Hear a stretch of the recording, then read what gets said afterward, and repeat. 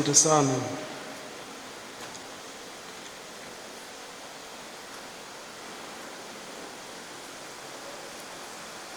Mpendwa Baba Mwadhama Protasi Kardinali Rugambwa Mshangwera wetu, Askofu Ludovick Joseph Minde, washama askofu wakuu, washama askofu, wapendwa mapadri, washemasi, watawa wetu wa kike na wa kiume, viongozi mbalimbali walioko hapa, waumini wapendwa na wageni wengine walioko hapa. Kristo tumaini letu. Nipende kuwakilisha salamu zetu za baraza katika mambo mawili tu. La kwanza pongezi na la pili shukrani. Naomba pia nitumie maneno ya mhubiri wetu Askofu Antoni na hata mhubiri wa jana Baba Rogati katika kuziwakilisha hizi salamu zetu. La kwanza ni pongezi kwa niaba ya Baraza la Maaskofu Katoliki Tanzania, maaskofu walioko hapa na wale ambao hawako hapa. Kama wanarika tumekuja hapa na hata wale ambao wamewakilishwa kuja kumpongeza mwanarika mwenzetu Askofu Ludovick Minde katika jubilei yake ya miaka 25 ya uaskofu. Naomba tumpongeze.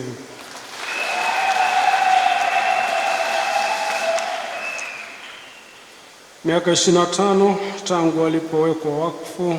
Tumesikia Agosti 5, 2001 katika kumbukumbu ya kutabaruku kanisa la Bikira Maria Majore, miaka 17 Kahama na mingine iliyobaki hapa.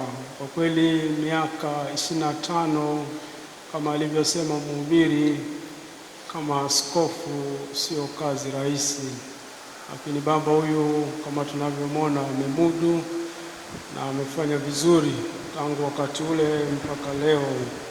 Baba Minde, hongera sana.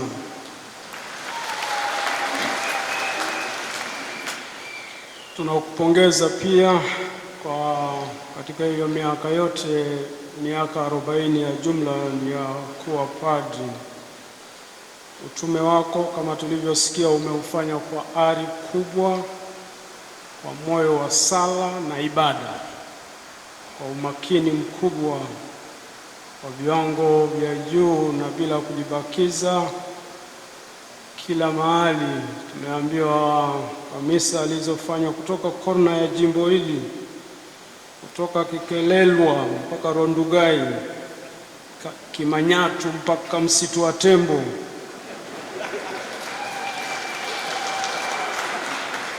mpaka Chekereni mpaka kule mlimani Mbahearisi, mzee akupumzika. Lakini kutoka jimbo la Moshi mpaka Baraza la Maaskofu, kutoka kanisa la Tanzania mpaka Roma huko mpaka kanisa la kimataifa. Baba, hongera sana.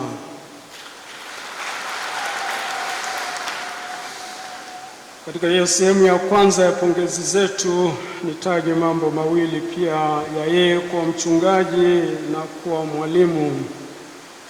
Kama mchungaji sio tu ameongoza watu kwa mikutano au kwa katibu mkuu amesema mambo ya networking katika miundo mbinu, lakini nafikiri yeye pia silaha kubwa aliyotumia kama tulivyosikia ni sala, kwamba ni sala.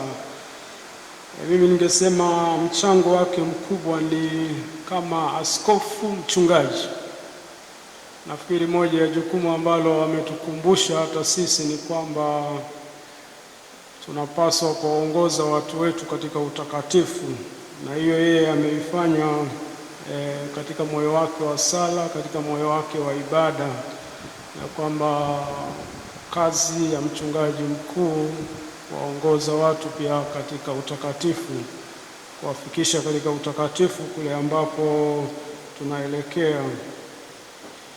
Mtakatifu Francis de Sales aliyeishi katika nusu ya pili ya karne ya 16 mpaka sehemu ya kwanza ya karne ya 17, yeye kama vile anatoa uhaueni kwa maaskofu katika kusali, kama anawahurumia. Anasema maaskofu hawafaulu sana na wadaiwi kiwango kile kile cha sala kama ambavyo wangedaiwa watawa ambao muda mwingi wako na nafasi ya kusali kama wanasali.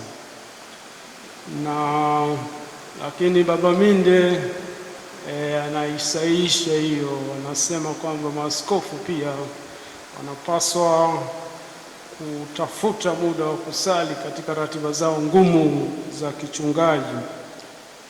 Tulipokuwa Mesea karibuni, katika michakato miwili inayoendelea katika kanda ya Mesea ya wawili kutangazwa kwa maaskofu watakatifu ni maaskofu Askofu Makale wa Fort Portal, Uganda, ambaye alikuwa askofu wa kwanza, na kama mnavyofahamu askofu mkuu wa Nairobi Kardinali Otunga.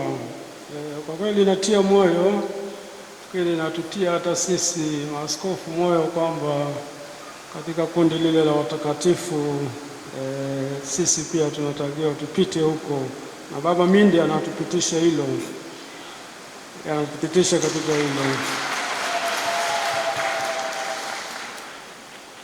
Na kama Yesu mwenyewe kila mara alivyotafuta mahali pa faragha na kwenda kupumzika na kusali, kama tunavyosoma Marko sura ya kwanza mstari wa 35 mpaka 41,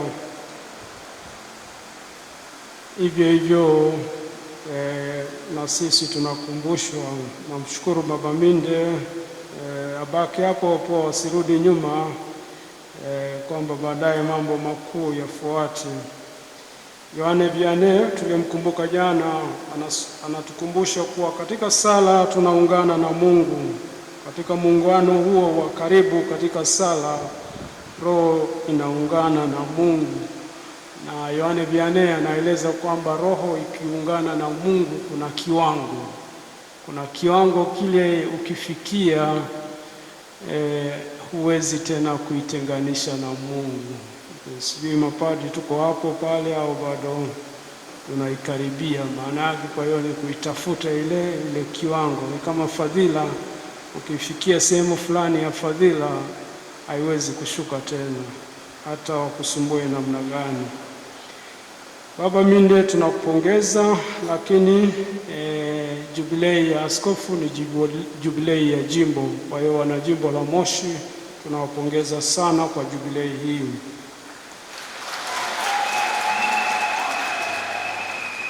Katika lile la pongezi, kama mchungaji, yeye pia ni mwalimu. Jana walisema ni mwalimu wa maandiko matakatifu, na kweli neno la Mungu anaitendea haki.